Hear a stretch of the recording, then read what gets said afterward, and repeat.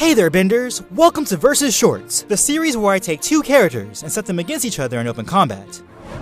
Today, we will pit Unalaq of the Northern Water Tribe against Ming, the Waterbender from the Red Lotus. For this video, I will be observing these characters as shown in the Legend of Korra TV series, Book 2 and 3, respectively.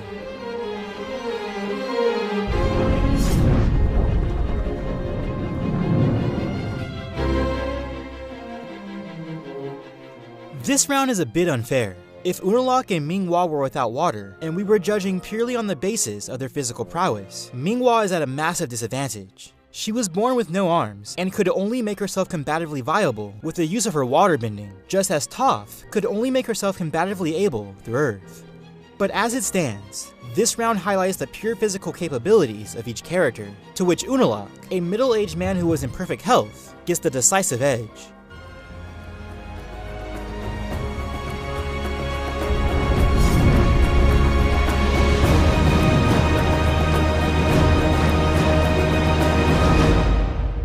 Unalaq tends to be underestimated for his bending power because of his subtlety. His bending wasn't always the largest or most dominating, but definitely precise and minimal, only using large amounts of water as a finisher rather than an opening gambit. His greatest achievement was his spirit bending, of course, able to pacify and control dark spirits, but in a bender versus bender scenario, this has no application outside the spirit world. He was definitely a master waterbender, creating massive water spouts, whips, ice daggers, and all the other talents that come with the territory, taking on multiple opponents as well as the Avataar. Much like Toph, Ming-Hwa's disability actually enhanced her ability with her respective element, as she was more reliant on it. Where most waterbenders needed the physical movements of their arms to achieve their waterbending attacks, Ming-Hwa only used her torso and her hips, asserting a deep and intimate control of the element. Because of this, she was quite possibly the best practitioner of the water whip technique. The strength of her whips were such that she could carry herself and Pali without breaking her connection, and the dexterity of her whips were such that her physical agility was greatly enhanced. While Unalaq was a master waterbender who was ultimately aware of the flow and connection of water, he does not live with it like Ming-Hwa does. For Unalaq, water was a tool, while Ming-Hwa used it as a livelihood. In a contest of water, even if Unalaq does manifest an advantage, Ming-Hwa will still come back with more and more strength, much like her fight with Kaya in the Northern Air Temple. But Unalaq would not be dominated by Ming-Hwa in the same way he was not dominated by KORRA. He has displayed that he can deal with multiple attack vectors used against him, so Ming-Hwa's octopus technique would not be a total trump card. In short, I think they are effectively equals as waterbenders, but the slight edge is determined by the connection to water each of them has. And with that, Ming-Hwa has the advantage. In a blow-for-blow contest of water between the two, that minute connection would be the slight determining factor in a bout decided by inches. Ming-Hwa gets the slight edge for her bending abilities.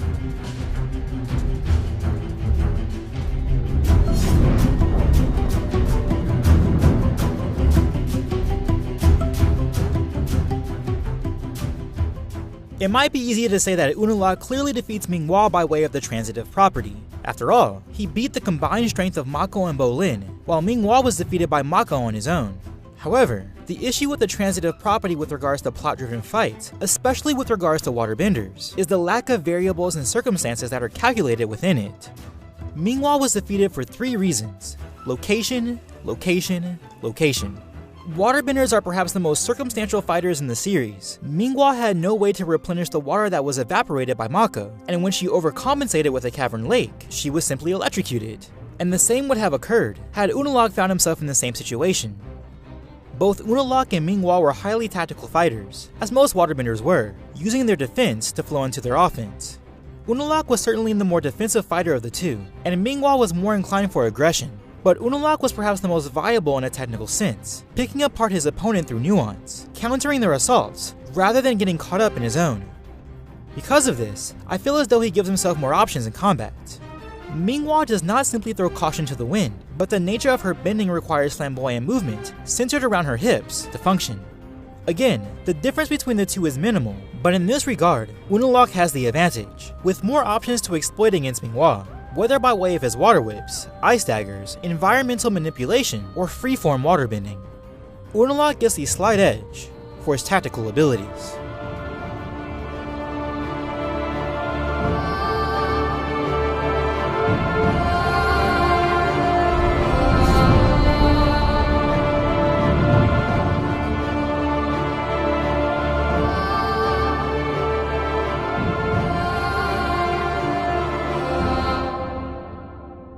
these two former allies ever met in open conflict, if Unalaq survived, and Ming escaped prison, who would come out on top? Let's set up this fight. Let's say it takes place in the Southern Water Tribe villages. The following is a hypothetical explanation of the possible outcomes. In the early fight, I see Ming taking a 1-0 advantage, not so much because Unalaq would be outright dominated, but because Ming will start out more aggressive, while he would take a measure of her. Though I find this to be an unlikely scenario, if Unalaq attempts to meet that aggression with his own, he will be in for a losing battle. In the mid-fight, it would be more equal with a 2-2 split. Unalaq would quickly realize that his physical advantage would be completely negated by Ming waterbending, which enhances her dexterity, but his superior ability to pick apart his opponent would bridge the gap. Even with Ming octopus form, he'd be able to subvert her with ice daggers and walls. But like a proper waterbender, she would retaliate in kind, empowering herself through Unalaq's own water-based attacks. In the late fight, I see Unalaq taking a 3-1 advantage, with his greater use of his environment being a key factor. Ming focuses on using her entire body and her whips to defeat her foes, but hardly ever manipulates the environment to her advantage. This could simply be explained by her nature of her specific brand of no-arm bending. She is required to make large movements to compensate, rather than alter her surrounding area. She was a top-tier user of the water whip technique, but that was it, never displaying any other skill besides water spouts. Of all the scenarios, I see this ending in the late fight. Though Unalaq would likely be taken aback by Ming initial assault, mostly due to his more measured approach to a fight, he would turn the fight to his favor the longer the engagement lasted, making superior use of his environment with subtle but deadly execution. Ming would not make it easy. Her agility was quite substantial, especially in her octopus form.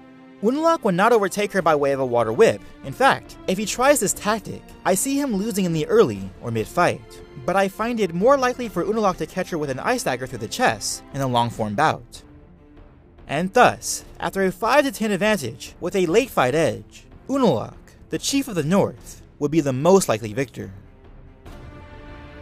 Of course, this is all my opinion, based on the lore of Avataar. Do you agree that Unalaq would take a majority victory, or do you believe the Red Lotus Waterbender is the most likely victor?